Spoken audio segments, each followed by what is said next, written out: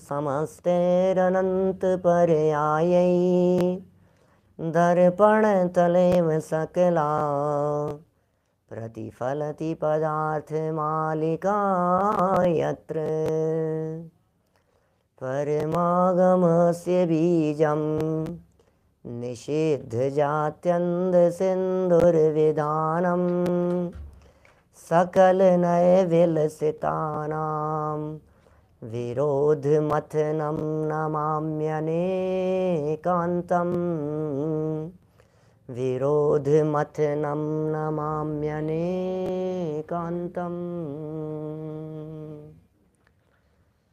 पुरुषार्थ सिद्धि उपाय नामक ये ग्रंथ है अमृत चंद्राचार्य देव की यह परम उपकारी सुंदर रचना, और धीरे धीरे हम समापन की तरफ बढ़ रहे हैं।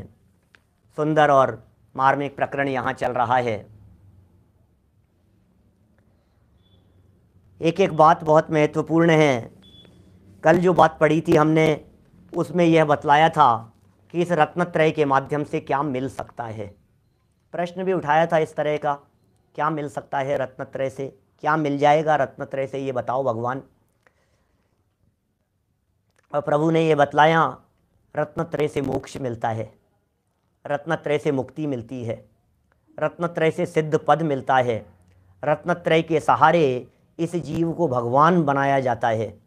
रत्नत्रय भगवान बनवाता है, रत्नत्रय भगवान बना देता है। रत्नत्रय ये क्या चीज़ है, रत्नत्रय जिसकी चर्चा यहाँ की जा रही है, ये कौन सा पद है। हमने कह दिया भगवान, और ये समझने लगा भगवान। क्या रत्नत्रय से क्या मिलता है, तो इसको ऐसा लगा रत्नत्रय से तो भागवान हो जाता है। क्या भागवान हो अरे भाग्यवान नहीं, भगवान हो जाता है। ये साहब समझ में नहीं आया हमारे को। भगवान हो जाता है इसका मतलब है, भगवान हो जाता है, ये बात हमारे समझ में नहीं आई। एक कह रहे हैं भगवान का स्वरूप समझ लो एक बार यहाँ संसारी जीव और प्रभु परमात्मा, इन दोनों के अंतर की बात कर रहे हैं। बड़े सुंदर श्लोक है, बहुत सुंदर और मार्मिक प्रकरण है, बहुत ही सुंदर चर्चा है, बहुत ही सुंदर चर्चा है। 268 नंबर का पेज निकालिए आपकी पुस्तकों में, 268 नंबर पेज देखिए, और क्या कह रहे हैं इस 268 नंबर पेज पर।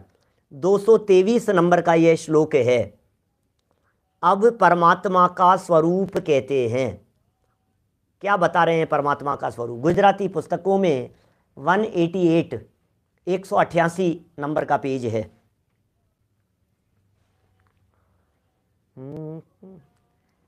नित्यमपि निरुपलेपः, क्या कह रहे हैं, नित्यमपि निरुपलेपः स्वरूप समवस्थितो निरुपघातः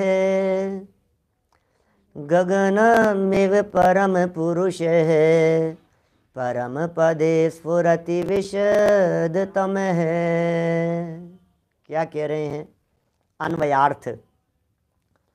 नित्यमपि हमेशा, निरुपलेपः कर्म रूपी रज के लेप से रहित, निरुपलेपः निरुपलेपः कर्म रूपी रज के लेप से रहित, स्वरूप समवस्थित है, अपने अनंत दर्शन ज्ञान स्वरूप में भले प्रकार स्थित, अनंत ज्ञान दर्शन स्वरूप में भले प्रकार से स्थित, उपघात रहित, और निरुपघात माने उपघात रहित, और विशदतमः अत्यंत निर्मल, परम पुरुष है गगनम इव परमात्मा आकाश की भांति, परम पदे स्फुरति लोक शिखर स्थित मोक्ष स्थान में प्रकाशमान होते हैं।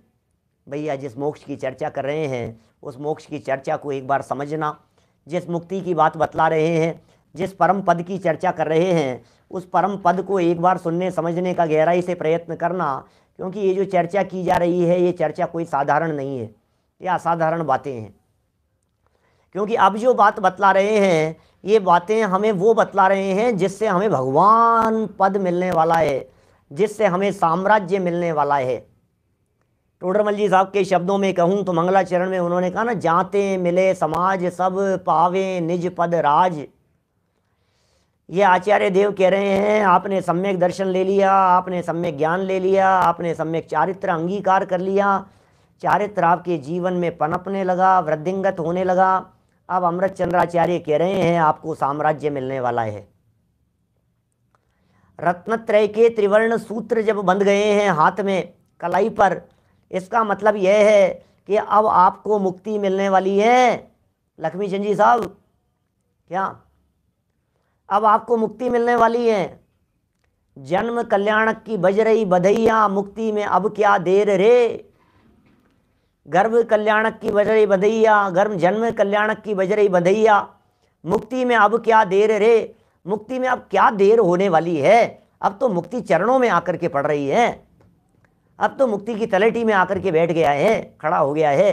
अब तो मुक्ति ऐसे दिखाई देने लगी है जैसे सम्मेश शिखर जी की वंदना करने के लिए पहाड़ पर चढ़े और चढ़ते चढ़ते एकदम चौपड़ा कुंड दिखने लगे और फिर ये थके तो क्या कहते हैं, अरे यार क्या बात कर रहा है, अब तो सामने दिख रही है मंजिल, अब तो सामने दिख रही है, अब तो चौपड़ा कुंड सामने दिखाई दे रहा है। क्या बोलो, क्या कह रहे हैं बोलो। ये बड़ी बड़ी अजब गजब की चर्चाएं हैं ये सब। ये कह रहे हैं यहाँ मुक्ति में अब क्या देर रे। चलिए अंतर बतलाते हैं, यहाँ बहुत ही सुंदर अंतर बतलाए हैं संसारी जीवों में और सिद्ध परमात्मा में। हम में और भगवान में क्या अंतर है सुनिए। टीका पढ़ रहा हूँ। नित्यम अपि निरुपलेप है, स्वरूप समवस्थित है, निरुपघात है, विशदतम है, परम पुरुष है, गगनम इव परम पदे स्फुरति। क्या क्या कह रहे हैं यहाँ पर? सदा काल कर्ममल रहित, सदा काल कर्ममल रहित, निज स्वरूप में स्थित, घात रहित, अत्यंत निर्मल, ऐसे परमात्मा सिद्ध परमेष्टि है। सिद्ध परमेष्टि का स्वरूप बतला दिया। वे मोक्ष में आकाश के समान दैदीप्यमान रहते। वे कैसे दैदीप्यमान रहते हैं? इस मोक्ष में आकाश के समान दैदीप्यमान रहते हैं। इसका मतलब आकाश भी दैदीप्यमान है। आपको पता नहीं है, योगसार ग्रंथ में शायद 58 नंबर की गाथा है, 58 और 59। एक में आकाश सम की चर्चा की और एक में रतन दीपक दूध घी दधी, दूध पत्थर अर्धहन स्वर्ण रूपा स्फटिक मणितम सम जानिए निजात्मन। और एक में चर्चा की आकाश सम ही शुद्ध है निजात्मा परमात्मा, आकाश है जड़ किंतु चेतन तत्व तेरा आत्मा। ऐसी चर्चा की है। मैंने दोनों ही जगह पर बड़ी सुंदर सुंदर चर्चाएं की। और वहाँ योगेंदु देव कहते हैं आत्मा की तुलना आकाश के साथ में करते हैं। यहाँ अमृत चंद्राचार्य देव भी आकाश के साथ में आत्मा की तुलना करते हुए कह रहे हैं जैसे आकाश शुद्ध है वैसे आत्मा शुद्ध है। दैदीप्यमान, ओह, चमकता हुआ, जैसे आसमान में सूर्य दैदीप्यमान दिखाई देता है, चमकता हुआ दिखाई देता है, प्रकाशमान दिखाई देता है। सूर्य के प्रकाश के आगे जिस तरह से टिमटिमाते हुए तारे सब गायब हो जाते हैं। भक्तामर स्तोत्र के अंदर एक बहुत सुंदर प्रयोग किया। सुबह प्रातः काल होते यद वासरे भवति पांडु पलाश कल्पम, फीका पड़ जाता है चंद्रमा। सूर्य के प्रकाश के आगे ये सारे तारे नक्षत्र आदि सब गायब हो जाते हैं। हो चक्के छूट जाते हैं इनके, सब गायब हो गए हैं। ये कहाँ हैं कहाँ हैं? अरे गायब, सब कुछ नहीं है। ऐसे कह रहे हैं दैदीप्यमान माने प्रकाशमान। वो आकाश, आकाश के संबंध में सारी जैन परंपरा, न केवल जैन परंपरा, हिंदू, वैष्णव, सांख्य, वेदांत, नैयायिक, वैशेषिक, क्या ये जितने भी हैं ना, ये नैयायिक वैशेषिक आदि सब धर्म संप्रदाय वाले, ये सब आकाश को शुद्ध मानते हैं। क्या सब बहुत ऐसा मान करके चलते हैं, आकाश तो शुद्ध है, आकाश तो शुद्ध है, सब मानते हैं, सब धर्म दर्शन वाले। इसलिए आचार्य देव को ऐसा लगा इसको आकाश के माध्यम से समझाऊं। वो सब मानते हैं आकाश में मिलावट नहीं होती, वो मानते हैं आकाश जलता नहीं है, आकाश को जलाया नहीं जा सकता है, आकाश को नष्ट नहीं किया जा सकता है, आकाश नित्य है, आकाश में धूल नहीं होती, आकाश में मलिनता नहीं होती, आकाश में मिलावट नहीं होती। आकाश समझ गए आप? आकाश को अमूर्तिक पदार्थ मानते हैं सब, सारे ही लोग, सब धर्म दर्शन वाले आकाश को अमूर्तिक मानते हैं। अकेले जैनियों की बात नहीं है, अजैन लोग भी, दूसरे धर्म संप्रदाय वाले भी। इसलिए यहां आकाश के साथ में तुलना करके बात कर रहे हैं। सदा काल कर्ममल रहित सिद्ध परमेष्टि। कैसे सिद्ध परमेष्टि? अब सदा सदा के लिए कर्म मल से रहित हो गए हैं, निज स्वरूप में स्थित हो गए हैं। वे सिद्ध भगवान अपने स्वरूप में स्थित हो गए हैं, वे सिद्ध भगवान अपने स्वरूप में लीन हो गए हैं, घात रहित हैं। अब कौन नष्ट करे सिद्ध भगवान को? सिद्ध पद छीन लिया जाएगा। कल तो चर्चा की थी हमने, दुनिया के ऐसे सारे पद रत्नत्रय से नहीं मिलते जो पद छीन लिए जाएं। यहाँ रत्नत्रय के माध्यम से वो पद मिलता है जिसे दुनिया की कोई ताकत छीन न पावे, वो पद मिलता है। निज स्वरूप में स्थित घात रहित अत्यंत निर्मल, अत्यंत निर्मल ऐसे परमात्मा सिद्ध परमेष्टि हैं। वे मोक्ष में आकाश के समान दैदीप्यमान हो रहे हैं। जैसे आकाश कहीं छिप करके नहीं रहता, जैसे आकाश प्रकट है, आकाश सबके लिए सुलभ है, सर्वत्र है। ऐसी कोई जगह बतलाओ जहाँ जगह नहीं हो, ऐसी कोई जगह बतलाओ जहाँ आकाश नहीं हो। Is it possible? क्या ऐसा संभव है? क्या कोई ऐसी जगह बतलाई जा सकती है? क्या कोई ऐसी जगह खोजी जा सकती है? क्या कोई ऐसी जगह निकाली जा सकती है जिस जगह पर आकाश नहीं हो? नहीं हो सकता। सकल द्रव्य को वास वो आकाश, ऐसे आकाश के समान दैदीप्यमान है। भावार्थ की चर्चा करते हैं। देखिए भावार्थ में संसारी जीवों और सिद्ध परमात्मा की तुलना करके बतलाइए। देखिए जरा भावार्थ, पुरुष नाम जीव का है। पुरुष बड़ा सुंदर शब्द है, पुरुष नाम जीव का है। ये तो शब्द ही इतना गजब का लग रहा है, पुरुष नाम जीव का है। पुरुष जीव को कहते हैं, तो फिर स्त्रियों का क्या होगा? लोग परेशान ही इस भरोसे हैं, फिर स्त्री का क्या होगा? फिर स्त्री का क्या होगा? अरे मैं तो स्त्री हूं, आप तो पुरुष हो, मैं तो स्त्री हूं। अरे भाई किसने कहा? जितने पुरुष हैं इस जगत में वे तो पुरुष हैं ही, लेकिन जितनी स्त्रियां हैं वे भी स्त्री नहीं है, वे भी पुरुष ही हैं। क्या? जितने पुरुष हैं वो तो पुरुष हैं ही, जितनी स्त्रियां हैं वे भी स्त्री नहीं है, वे भी पुरुष ही हैं। आप स्त्री मानते क्यों हो अपने आप को? ये लिखा है यहां, पुरुष नाम किसका है? जीव का है। पुरुष नाम आत्मा का है। पुरुष आपका परमानेंट नाम है। और जिन्हें अपने पुरुषत्व की खबर होती है, जिन्हें अपने पुरुषत्व के अस्तित्व की खबर होती है, उन्हें सत्पुरुष कहते हैं। क्या कहा? पुरुष किसका नाम? जीव का नाम। जीव का नाम पुरुष है। और जिन्हें अपने उस जीव तत्व की खबर है, उसकी सत्ता की खबर है, सत्य जोड़ दो उसके पहले, सत्य माने सत्ता की खबर है, जिनको वो पुरुष सत्पुरुष हैं। सत्पुरुष, महिलाओं के लिए सत्पुरुष शब्द का प्रयोग किया जा सकता है क्या? आरिकाओं के लिए सत्पुरुष शब्द का प्रयोग किया जा कर सकते हैं, कोई दिक्कत नहीं है, कोई बाधा नहीं है, क्योंकि पुरुष नाम जीव का है। अच्छा, पुरुष तो जीव का नाम है, तो फिर परम पुरुष नाम बोले परमात्मा का है, सिद्ध भगवान का है। मैं पुरुष, वो परम पुरुष। क्या? ऐसे कभी कभी मजाक में बच्चे इस तरह से बातें करते, आप पुरुष नहीं है क्या, आप इंसान नहीं है। ऐसे ऐसे 4-5 वाक्य कहे, सामने वाला डिप्रेशन में आ जाए तो फिर पलट करके कहे, अरे आप इंसान नहीं, आप तो देवता हैं, आप पुरुष नहीं, आप तो महापुरुष हैं। क्या ऐसे यहाँ कह रहे हैं भैया, पुरुष नाम तो जीव मात्र का है, और परम पुरुष जो नाम है, ये परम पुरुष नाम परमात्मा का है। परमात्मा को परम पुरुष कहते हैं, परमात्मा को सिद्ध भगवान कहते हैं। आत्मा पुल्लिंग शब्द है, वो परम पुरुष है, वो सिद्ध भगवान का नाम है। नंबर 1 देखिए, 5 अंतर बतलाए हैं यहाँ, बड़े सुंदर अंतर बतलाए हैं, 5 बातें कह रहे हैं।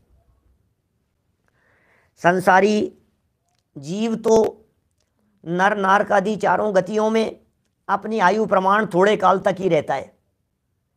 संसारी पुरुष की तो क्या बात करें, नर नारक आदि पर्यायों में रहता है।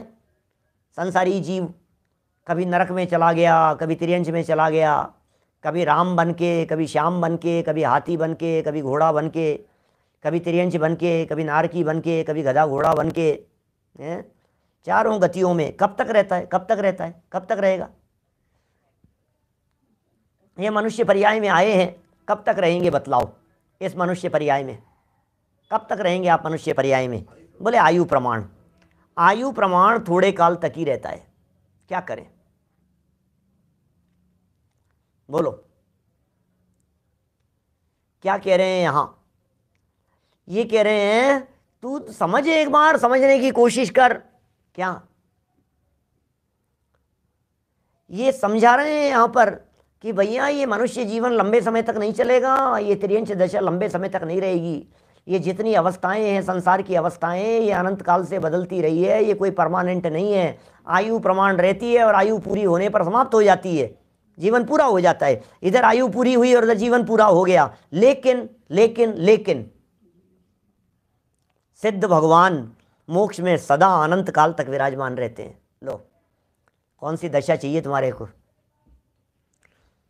प्रदीप पाटनी जी, कौन सी दशा चाहिए आपको, बोलो। राजा बना दें कि अनंत काल तक राजा बना रहा हूं, तब तो बना दो। महाराजा बना दें, चक्रवर्ती का पद दे देवें आपको कि अनंत काल तक यदि छीनो नहीं तब तो दे दो। अरे नहीं नहीं, कौन कौन ऐसा कौन कर सकता है, अनंत काल तक छीने नहीं, ऐसा कैसे हो सकता है। ये जितनी अवस्थाएं दिखाई देती है, इंद्र अहमिंद्र आदि सारी अवस्थाएं, ये सब अवस्थाएं टेम्परेरी है भाई साहब, ये सब अवस्थाएं बदल जाने वाली है, ये सब अवस्थाएं छूट जाने वाली है, ये सब अवस्थाएं मिट जाने वाली है, धूल धूमिल हो जाने वाली है। हमें वो अवस्था चाहिए, हमें तो पूर्ण दशा ही चाहिए। वाह भाई चिंतामण जी, गजब की बात है, हमें तो पूर्ण दशा ही चाहिए। और गुरुदेव का वो वचन, पूर्णता के लक्ष्य से की गई शुरुआत ही सांची शुरुआत से, पूर्णता के लक्ष्य से की गई शुरुआत। अपूर्णता नहीं चाहिए, अपूर्णता नहीं चाहिए। सुख में ये जीव कॉम्प्रोमाइज नहीं करना चाहता है। चलो आप लोग सुखी हैं कि दुखी, बोलो क्या कहना है आपको। नहीं पंडित जी, दुखी हैं, दुखी हैं। सुख, बोले बिल्कुल नहीं है, आप बहुत परेशान हैं। अच्छा एक काम करूं क्या, कुछ व्यवस्था ऐसी करूं कि 50% दुख और 50% सुख। बोलो बोलो अरुण भाई, 50% सुख और 50% दुख, यदि ऐसी व्यवस्था कर दी जाए तो आप तैयार हैं क्या। कि बोले नहीं यार, आप कर ही रहे हो तो थोड़ी अच्छी व्यवस्था करो ना, 50% दुख तो नहीं चलेगा। चलो एक काम करता हूं, कुछ जुगाड़ लगाता हूं, 70% सुख, 70% सुख और 30% दुख। अब तो चलेगा, 30% दुख तो चलेगा ना। 30% दुख तो यार बहुत नहीं यार, तो 70%। चलो कुछ और उपाय करता हूं, और प्रयत्न करता हूं, 90% सुख और 10% दुख, ये तो चलेगा कि नहीं चलेगा, बोलो संतोष जी साहब। 90% सुख और 10% दुख, इतना तो चलेगा यार, बर्दाश्त नहीं होता। लेकिन वो 10% दुख भी, हमारे घर में बहुत सुख शांति है, लेकिन कभी कभी टेंशन हो जाती है तो माथा गर्म हो जाता है। ये क्या चक्कर है, इतनी सी भी बर्दाश्त नहीं होती, इतनी सी भी बर्दाश्त नहीं होती। 99% सुख और 1% दुख, तो वो 1% दुख भी हावी हो जाता है माथे पर तो बर्दाश्त नहीं होता है, बर्दाश्त के बाहर निकल जाती है सारी बातें। ये कहता है नहीं नहीं यार, ये बर्दाश्त नहीं हुई, हमें तो 100% सुख चाहिए, हमें तो पूर्ण दशा ही चाहिए, सिद्ध शादी अनंत का आनंद चाहिए, परिपूर्णता से कम नहीं चाहिए, अनादि अनंत का आनंद चाहिए, शाश्वत आनंद चाहिए, शाश्वत सुख चाहिए, परमानेंट सुख चाहिए, परमानेंट आनंद चाहिए, वो हमारे को चाहिए। कि सुनो भैया, नरकादि गतियों में तो वो परमानेंट सुख मिलेगा नहीं, क्योंकि जो अवस्था ही परमानेंट नहीं है उसमें सुख कहाँ से परमानेंट होगा? बोलो।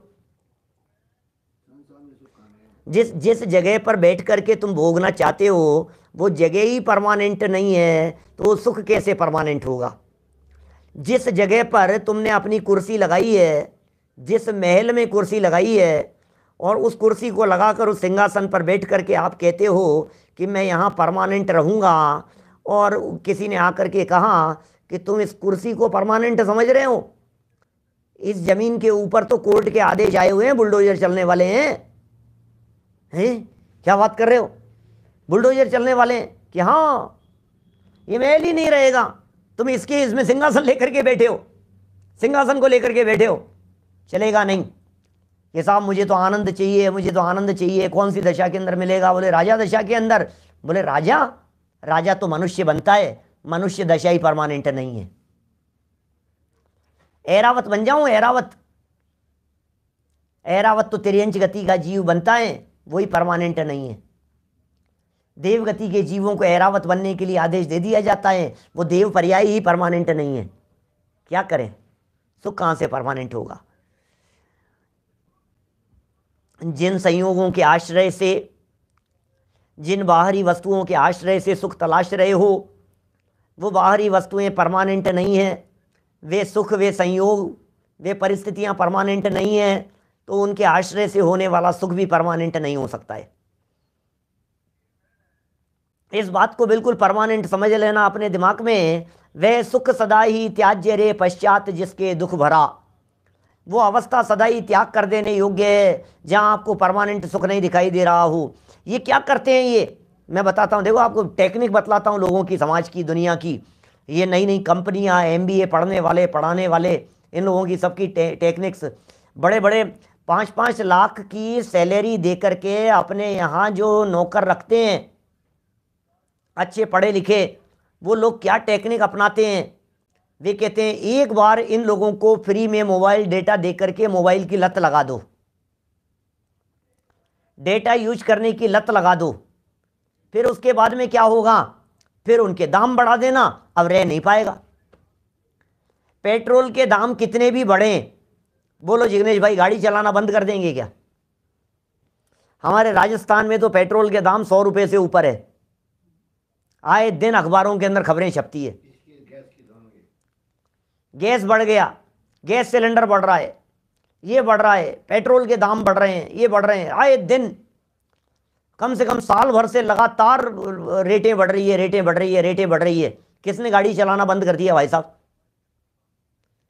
सिलेंडर के दाम बढ़ गए, किसने गैस यूज में लेना बंद कर दिया? क्या करें? एक बार लत लगा दो उसकी, फिर आप उसके बिना रह नहीं सकते हो। एक बार AC में रहने की आपकी आदत हो जाए, फिर आप रह नहीं पाओगे। यहां भी इसी तरह की बात कह रहे हैं। आप जिस अवस्था में बैठ करके सुखी होना चाहते हैं, उस अवस्था के छिन जाने के बाद क्या होगा ये सोच लो आप। एक बार सुविधाओं में रहने की आदत हो गई तो फिर सुविधाओं को छोड़ करके रह नहीं पाओगे। फिर तो इतनी सी बात बर्दाश्त नहीं होती। कोई व्यक्ति किसी की सारी बातें मानता हो, 100% सब बातें मानता हो, और कदाचित कभी एक छोटी सी बात नहीं माने ना, वो भी उसको चुभ जाती है। अब बोलो, आप मेरे पॉइंट को समझने की चेष्टा कर रहे हैं मैं क्या कह रहा हूं? इतनी सी तकलीफ भी बर्दाश्त नहीं होती, सुई बराबर तकलीफ बर्दाश्त नहीं होती। ज्यादा सुविधाओं में रहने की आदत होती है तो सुकुमाल जैसों को वो कमल के फूल के पत्ते भी चुभते थे, सरसों के दाने भी जिनको चुभते थे, चावल भी जिन्हें गले के अंदर अटकते थे, पके हुए चावल भी, भात भी। आप सोचो जरा उनकी वो कितने सुकोमल थे। आदत जिसकी जैसी, जिस तरह की रहने की। क्या एयर कंडीशन में रहने वाला व्यक्ति कोई भी कंडीशन में नहीं रह सकता। ऐसी हालत है। तो देखिए, नर नारकादि चारों गतियों में आयु प्रमाण थोड़े काल तक ही रहता है, क्योंकि उनका काल ही थोड़ा सा है। कितनी भी सुविधाएं क्यों नहीं हो जावे, वो टेम्परेरी है भाई साहब, काल पूरा हो गया चलो। और सिद्ध भगवान जो हैं, जिस मोक्ष पद के बारे में 222 नंबर श्लोक में पीछे कहा था, रत्नत्रय से जो प्राप्त होने वाली दशा है, उसके बारे में कह रहे हैं, वो सिद्ध भगवान मोक्ष में सदा काल रहते हैं, अनंत काल तक विराजमान रहते हैं। उन्हें उस पद से कोई गिराता नहीं है। वो ध्रुव पद है, वो अचल पद है, वो अनुपम गति है। समय सार की पहली गाथा मंगलाचरण कुंद कुंदाचार्य देव की, दो मचल मणो ओम गदिम पत्ते, वो चामी समय पाहुड़ विणमो सुत केवली वर्णदम। ध्रुव, अचल और अनुपम गति को प्राप्त वे सिद्ध परमात्मा, वे कैसे सिद्ध परमात्मा हैं? अनंत काल तक विराजमान रहने वाले हैं। देख लो भैया, चॉइस आपकी है। ये टेम्परेरी चीज चाहिए कि परमानेंट चीज चाहिए? बोलो। गोल्ड मिलेगा लेकिन थोड़े समय के लिए, पैसा मिलेगा लेकिन थोड़े समय के लिए, लक्ष्मी मिलेगी लेकिन थोड़े समय में छीन ली जाएगी। देख लो, देख लो आपको क्या पसंद आ रहा है, देख लो। यदि आपको जो पसंद आ रहा हो फिर छीन लिया जाएगा थोड़े समय बाद में। हैं आप तैयार उसके लिए? अरे यार, ये छीनने का काम मत करो यार, छीनने का काम मत करो। जब इसके पास में गाड़ी आती है ना, महंगी गाड़ी, 25-50 लाख की नई गाड़ी खरीद करके लेकर के आया, 1-2 करोड़ की, जिसकी जैसी सामर्थ्य, जो जितना संपन्न, नई गाड़ी खरीद करके लाया, जब वो छिनती नजर आती है तो प्राण निकलते हैं। अभी तो तुझे लग रहा है पैसा मिल गया, संपत्ति मिल गई, वैभव मिल गया, मजा आ रहा है, मजा आ रहा है, मजा आ रहा है, और फिर ऐसा लपेटे में लेगा ये कर्म, घसीट करके छीनता हुआ ले जाएगा तेरे से। फिर क्या होगा बता? बोलो। कर्म का दिया हुआ है और कर्म का एग्रीमेंट है इस आत्मा के साथ में। कर्मों का परमानेंट एग्रीमेंट है, और एग्रीमेंट इस तरह का है कि ये जो संपत्ति है, ये संपत्ति मैं तुम्हारे को दे रहा हूं। क्या कर्म कह रहे हैं? कर्म, ये संपत्ति मैं तुम्हारे को दे रहा हूं। कि फिर क्या होगा उससे? आप दे रहे हो तो कि मैं दे रहा हूं, और बिना नोटिस दिए हुए जब मेरे मन में आएगी मैं लेकर के चला जाऊंगा। अब क्या करना है भाई साहब? बोलो। लेना कि नहीं लेना? कि ठीक है, ओके ओके यार, आपकी चीज़ है, आप ले जाना, जब तक तुम वापरो इसको, अपने यूज में लो, अपने उपयोग में लो, जितना तुम्हारे को उपयोग में लेना हो। अब ये ऐसे उपयोग में लेने लगा जैसे कोई मालिक बन गया। अचानक कर्म का उदय आया, गाड़ी लेकर के चला गया। अचानक कर्म का उदय आया, आंखें लेकर के चला गया। अचानक कर्म का उदय आया, कान का पर्दा लेकर के चला गया। अचानक कर्म का उदय आया, तुम्हारे मुंह में लगी हुई बत्ती सी छीन करके ले गया। ये कहता ये क्या हो गया, ये क्या हो गया? भैया एग्रीमेंट था पहले लिखा हुआ, रिटर्न में तुम्हारे हस्ताक्षर किया हुआ, जब चाहूंगा तब ले जाऊंगा।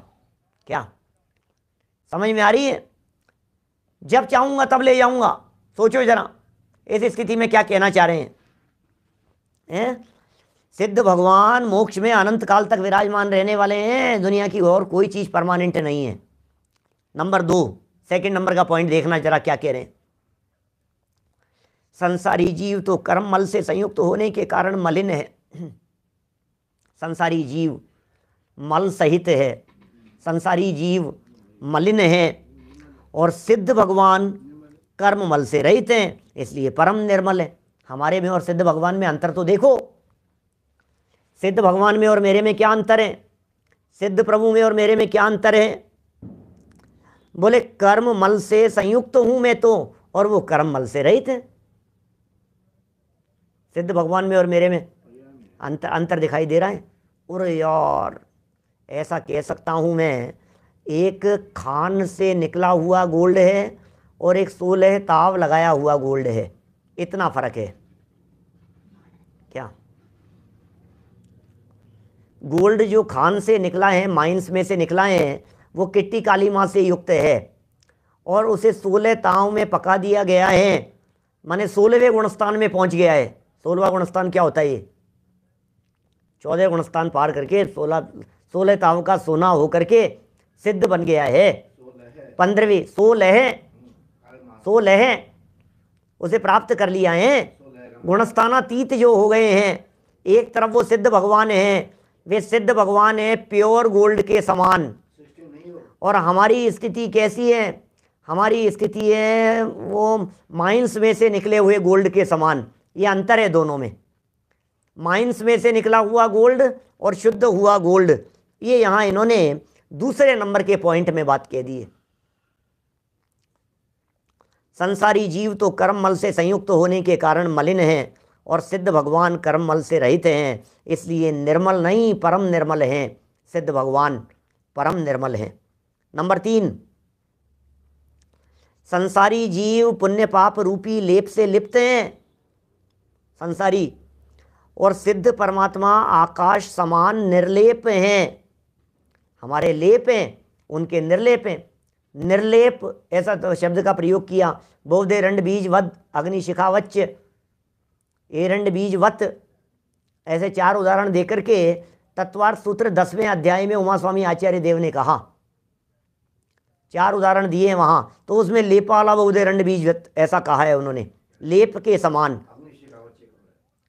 संसारी जीवों के ऊपर तो पुण्य पाप का लेप लगाए ऊपर से, और सिद्ध परमात्मा बोले वो आकाश के समान है, वो निर्लेप हैं। सिद्ध भगवान निर्लेप हैं और संसारी जीव लेप से युक्त हैं। चलिए 3 पॉइंट हो गए हैं, चौथे पॉइंट की तरफ बढ़ रहा हूं। संसारी और सिद्ध जीवों में अंतर की चर्चा चल रही है, मुझ में और भगवान में अंतर की चर्चा चल रही है। ऊपरी ऊपरी अंतर है, सही कह रहे हैं साहब। सिद्ध भगवान में और मेरे में जो अंतर है ये वास्तव में ऊपरी ऊपरी अंतर हैं क्या? लेकिन अंतर तो है, अंतर तो अंतर ही है, ऊपरी हो चाहे आंतरिक हो। देखिए 4 नंबर बिंदु, संसारी जीव विभाव परिणति के योग से सदा देहादि पर रूप हो रहे हैं। ओहो, और सिद्ध भगवान सदा निज स्वरूप में ही विराजमान रहते हैं। क्या फर्क है संसारी जीवों में और सिद्ध भगवान में? विभाव परिणति के योग से सदा देहादि पर रूप हो रहे हैं, देहादि रूप हो रहे हैं, पर रूप हो रहे हैं, विभाव रूप हो रहे हैं।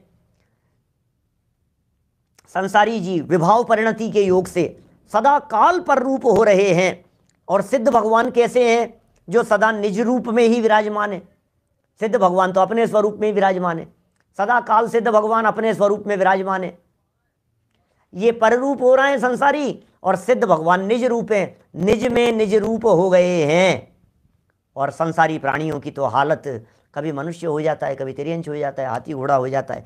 जैसा यहाँ कहा था ना पहले पॉइंट में, उसी तरह से विभाव परिणति रूप होकर के कभी क्रोधी रूप हो जाता है, कभी घमंडी हो जाता है, कभी मायाचारी हो जाता है, कभी छल कपट वाला हो जाता है। इस तरह का अंतर है। सिद्ध भगवान निज रूप में विराजमान है, निज स्वरूप में। देखिए भाई, आत्मा की शुद्ध अवस्था सो सिद्ध अवस्था है। सिद्ध अवस्था किसका नाम है? आत्मा की शुद्ध अवस्था को सिद्ध अवस्था कहते हैं। सिद्ध अवस्था कुछ और नहीं होती, आत्मा की ही शुद्ध अवस्था को सिद्ध अवस्था बोलते हैं। वही तो है, इसके अलावा और क्या है? आत्मा की जो अवस्थाएं हैं वो आत्मा की अवस्था शुद्ध रूप अवस्था, निर्लेप अवस्था, निर्विकारी अवस्था, विभाव परिणति के योग से और स्वभाव परिणति के योग से।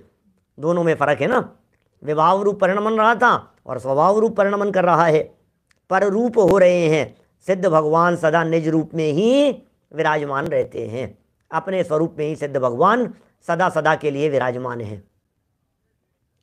चलें 4 पॉइंट हो गए हैं, 5वें पॉइंट की चर्चा करते हैं अपन। क्या कह रहे हैं यहाँ 5वें पॉइंट के माध्यम से? अंतर बतलाए हैं मुझ में और भगवान में। अंतर जान लेंगे तब तो पता लगेगा कि मुझे भगवान बनना है, तो भगवान बनने के लिए क्या क्या करना है। मुझे यदि भगवान बनना है तो जैसे भगवान हैं, जैसे भगवान बन गए हैं, मुझे भी भगवान बनने के लिए वही तो सब विधि अपनानी पड़ेगी, वही तो मार्ग अपनाना पड़ेगा। देखिए 5 नंबर पॉइंट, संसार के जीव अन्य जीवों का घात करते हैं। संसार के प्राणी क्या कर रहे हैं? संसार में जितने भी प्राणी हैं वे अन्य जीवों का घात करते हैं तथा दूसरे जीवों के द्वारा स्वयं भी घाते जाते हैं। ओहो, क्या बताएं भाई साहब। हमारी तो हालत ऐसी है, कोई भी आकर के बंदूक चला देवे, कोई भी आकर के तलवार से काट देवे, चक्कू से मार देवे, चक्कू घोंप देवे अंदर। आज के ज़माने में जहाँ चारों तरफ आतंकवाद सर पर चढ़ कर के बोलता हो, वहाँ देश दुनिया में हालत क्या है? गाड़ी चल गई ऊपर से, लो चिथड़े चिथड़े उड़ गए। रोड पर चल रहे थे कान में ईयरफोन लगा करके, गली गली में मोहल्ले में बच्चे लोग कान में ईयरफोन लगा करके स्कूटी पर दौड़ते हुए, बाइक पर दौड़ते हुए, साइकिल पर दौड़ते हुए कान में लगा लेते हैं वो, और सॉन्ग चलते रहते हैं, म्यूजिक चलते रहते हैं। मॉर्निंग वॉक करते समय कितने लोगों को देखोगे आप कान में लगे हुए हैं, अब पीछे वाला पी पी पी हॉर्न बजा रहा है, उसको कुछ होश ही नहीं है। पी पी पी बजाता हुआ एक गाड़ी बगल से निकल गई, दूसरी निकल गई, एक आध गाड़ी ऐसी आती है जो ठोक करके चले जाती है, चिथड़े उड़ जाते हैं। ये कह रहे हैं यहाँ पर घाता जाता है औरों के द्वारा, स्वयं घाता जाता है और दूसरों को घातता है। दोनों प्रकार की बातें हो गई ना। स्वयं घाता जा रहा है, मैं मारा गया दूसरों से, मैं मारता हूं अन्य को या मुझे मारे अन्य जन। क्या कुंद कुंदाचार्य देव तो कह रहे हैं, यह मान्यता ज्ञान है जिनवर कहे हैं भव्य जन। तुम्हें क्या लगता है मैं दूसरों को मारता हूं? तुम्हें क्या लगता है दूसरे मुझे मारते हैं? मैं मारता हूं अन्य को या मुझे मारे अन्य जन। अरे भाई, दूसरा तुझे नहीं मार सकता, तू दूसरे को नहीं मार सकता, लेकिन संसार के हालात ही कुछ इसी प्रकार के होते हैं। संसार की हालत ही कुछ इसी प्रकार की होती है जिसमें मरना मारना चलता ही रहता है। कभी हमारे द्वारा किसी का एक्सीडेंट हो जाता है, किसी और के द्वारा हमारा एक्सीडेंट हो जाता है। तुमसे भी हुआ होगा, आप लोगों से भी हुआ होगा भाई साहब। अरे नहीं नहीं, मेरे से तो कभी नहीं हुआ, क्या बात कर रहे हो, हमसे कहेगा एक्सीडेंट, हमने कभी कोई दुर्घटना नहीं। सुनो सुनो सुनो, अभी हम लोग कोटा गए थे ना, कोटा सुबह का समय था, बहुत तेज स्पीड से चलने वाली गाड़ियाँ। परमात्म जी भाई साहब, बबलू जी, सब भैया वगैरह सब, हम लोग सब गए यहाँ से। तो राहुल जी थे साथ में। गाड़ी हमने रास्ते में रोकी, करीब आधे से ज़्यादा रास्ता हो जाने के बाद, वैसे ही पानी वानी पीने की दृष्टि से गाड़ी रोकी। तो परमात्म जी भाई साहब उधर से सामने से आते, उन्होंने दिखाया गाड़ी के सामने, आप देखेंगे, अरे भैया देख करके चक्कर आ गए भाई साहब। देख करके निगाह ऐसी हो गई, हजारों लाखों करोड़ों की संख्या में, करोड़ों की संख्या में वो सरसों वाले जो मच्छर हैं, वो गाड़ी के आगे बोनट पर चिपके हुए लाखों की संख्या में। क्या गाड़ी चला रहा था ड्राइवर, हमें पता ही नहीं है, हमें होश ही नहीं है, हमें मालूम ही नहीं है, और आगे कोई मच्छर दिख थोड़ी ना रहे थे, दिखते नहीं है। 100 की स्पीड पर चलने वाली, 120 143 की स्पीड पर चलने वाली गाड़ी में वो मच्छर थोड़ी ना दिखते हैं वो। और जब गाड़ी रोक करके देखा तो दिल दहल गया देख करके, लाखों मच्छर एक साथ मौत के घाट उतर चुके थे, चिपके हुए थे उसमें। ये होते हैं सरसों वाले मच्छरों की बात कर रहा हूं मैं, समझ गए होंगे आप लोग।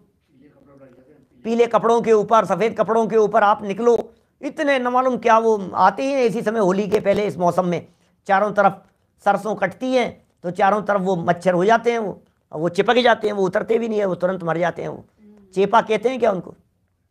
चेपा बोलो। कितने मरे, कितने मरे, किसके द्वारा मार दिए गए? हमारे द्वारा मार दिए गए। क्या चेपा बोलते हैं? हमें ऐसे लगता है हमने किसको मारा है, हमने किसको मारा है। अरे रोज तो मार रहे हो, रोज तो हत्या कर रहे हो आप।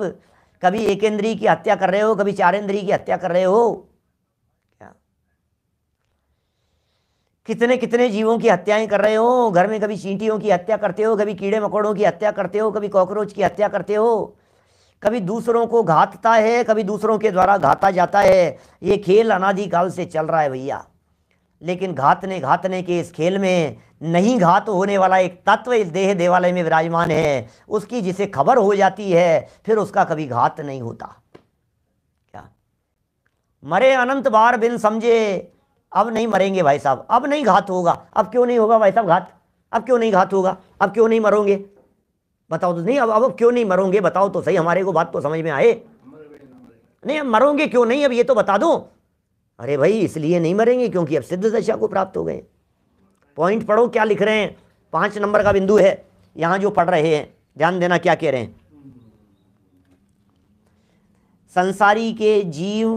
संसार के जीव अन्य जीवों का घात करते हैं तथा दूसरे जीवों के द्वारा स्वयं भी घाते जाते हैं। परंतु सिद्ध परमेष्ठी न तो किसी का घात करते हैं और न किसी के द्वारा घाते जाते हैं।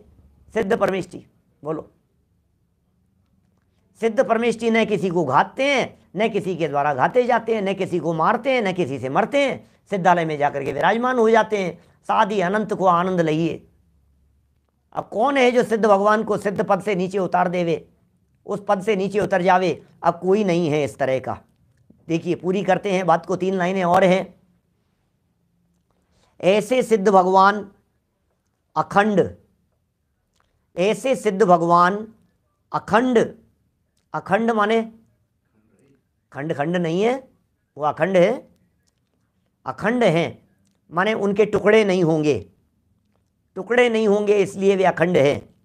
निर्लेप माने उनके ऊपर अब किसी भी प्रकार का आवरण नहीं छपेगा, मैल नहीं चिपकेगा, लेप नहीं चढ़ाया जा सकेगा, इसलिए वे हो गए हैं निर्लेप। फिर है निराबाध। अब सिद्ध भगवान को अपने अनंत सुख का उपभोग करने के लिए अब किसी भी प्रकार की कोई बाधा नहीं है, इसका नाम है निराबाध। किसी प्रकार की बाधा नहीं है। अब कौन बाधा पहुंचाए सिद्ध भगवान को? वे निराबाध हैं। अविनाशी, हमारा स्वरूप तो विनाशी था, विनश जाएगी काया छिन्न में, पड़े रहेंगे प्राण निकल जाएंगे, प्राण ये तन से पड़ी रहेगी काया रे। पुद्गल का क्या विश्वासा, जैसे पानी बीच पतासा। पुद्गल का क्या विश्वासा, ये पुद्गल है, ये देह का संयोग, ये पौद्गलिक संयोग है, इसका क्या विश्वासा, जैसे पानी बीच पतासा। सिद्ध पद अविनाशी है। निर्मल, मल जिसमें से निकल गया है, ऐसी अवस्थाएं सिद्धों की, वो निर्मल दशाएं। निज स्वरूप में स्थित, सिद्ध परमात्मा कहाँ स्थित हैं? बोले सिद्धालय में। गलतफहमी में हो, सिद्ध भगवान सिद्धालय में स्थित नहीं होते, सिद्ध भगवान अपनी आत्मा में स्थित होते हैं। सिद्ध भगवान लोक के अग्रभाग में जाकर के विराजमान नहीं होते, सिद्ध भगवान अपनी आत्मा में विराजमान होते हैं। यह बात अलग है कि जो अपनी आत्मा में विराजमान होते हैं वे सिद्धालय में जाकर के विराजमान हो जाते हैं। क्या? जो अपने आत्म स्वरूप में विराजमान होते हैं वे सिद्धालय में जाकर के विराजमान हो जाते हैं। शब्द कितना सुंदर है, निज स्वरूप में स्थित, स्वरूप में स्थित, सदा काल, कितने काल के लिए? सदा काल रही है, अनंत अनंत काल, इसका नाम है सदा काल। परम पद, ओ परम पद अर्थात मोक्ष में ही विराजमान रहते हैं। वे सिद्ध भगवान परम पद में विराजमान रहते हैं, वे सिद्ध भगवान मोक्ष में विराजमान रहते हैं, वे सिद्ध भगवान सिद्धालय में अपने स्वरूप में सदा सदा के लिए लीन हो गए हैं। उनका ध्यान कर। किनका ध्यान कर? सिद्ध भगवान का। कि साहब ये परमात्मा की बातें क्यों बता रहे हो आप?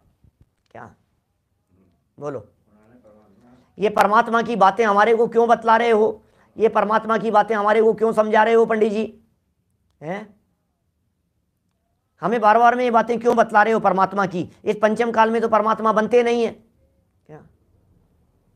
इस पंचम काल में तो कोई व्यक्ति भगवान बनता नहीं है, तो ये बातें बताने और ये बातें करने से क्या लेना देना है? भैया सुन, उनका ध्यान कर भव्य जीव परम पद को प्राप्त होवे, ये शिक्षा दे रहे हैं।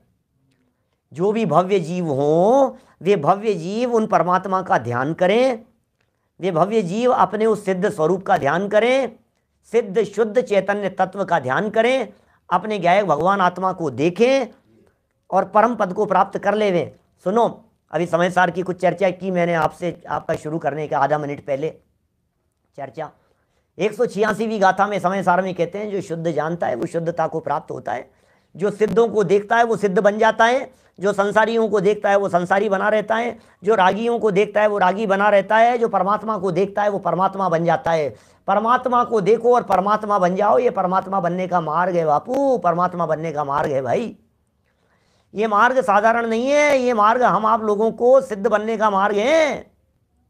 देखो जरा परमात्मा को और देखो जरा अपने स्वरूप को और फिर देखो जरा थोड़ा सा ऊपर से घिस करके देखो, अंदर वही स्फटिक दिखाई दे रहा है, वही प्रतिमा दिखाई दे रही है, वही शुद्ध स्वरूप दिखाई दे रहा है जैसा सिद्ध स्वरूप है। वैसा निर्मल आत्मा, निर्मल आत्मा सो परमात्मा, ऐसे निर्मल आत्मा का अवलंबन लेवें भाई साहब, तो परमात्मा अवस्था की प्राप्ति होगी। अभी भी यदि स्वरूप स्पष्ट नहीं हुआ हो तो आगे 224 नंबर के श्लोक में अमृत चंद्राचार्य देव सिद्ध भगवान का स्वरूप बतलाने वाले हैं। बहुत सुंदर और मार्मिक चर्चा है, कल इस चर्चा को आगे बढ़ाएंगे। अभी की बात को यहीं विराम देते हैं। 3 श्लोक बचे हैं, आप लोग चिंता नहीं करें, पुस्तक प्रकाशन में है। जब तक पुस्तकें छप करके आप लोगों के हाथों में नहीं पहुंच जाएगी तब तक हम नई पुस्तक शुरू नहीं करेंगे। तो फिर क्या करेंगे? बोले बीच में छोटी छोटी सी रचनाएं लेंगे जिनमें नया आनंद आएगा। अलग अलग तरह की भक्तियां लेंगे, स्तुतियां लेंगे, पाठ लेंगे, छोटी छोटी सी रचनाएं लेंगे और उनका अर्थ करते हुए हम आगे बढ़ेंगे। ये ख़त्म होने के बाद, माने 2-3 दिन 4 दिन में जब ये ख़त्म हो जाएगा उसके बाद में हम मेरी भावना से शुरुआत करेंगे। सबसे पहले मेरी भावना से। पुस्तक प्रकाशन में है, आप लोगों को कुछ लिंक वगैरह भेजेंगे जिसके माध्यम से आप लोगों को पुस्तकें पहुंचाने की व्यवस्था की जा सके, और फिर जब पहुंच जाएगी फिर नई पुस्तक शुरू कर देंगे। ऐसी करेंगे व्यवस्था। संयम प्रकाश चलाने वाले हैं। चलिए, शिविर चल ही रहा है, आप लोगों को सूचना है ही, दिन भर कार्यक्रम चलते रहते हैं, आप लोग लाभ ले ही रहे हैं। परसों का विशेष कार्यक्रम है हमारे महामस्तकाभिषेक का, अवश्य उसका भी लाभ लेवें। और दिन में जो गोष्ठी वगैरह हो रही है, प्रवचन चल रहे हैं, उनका लाभ लेते रहें। अभी जनवाणी स्तुति। निज निधि निज में बताई, यह अनंत उपकार है, उसके लिए जिन वाणी माँ को वंदना शतबार है, वंदना शतबार है।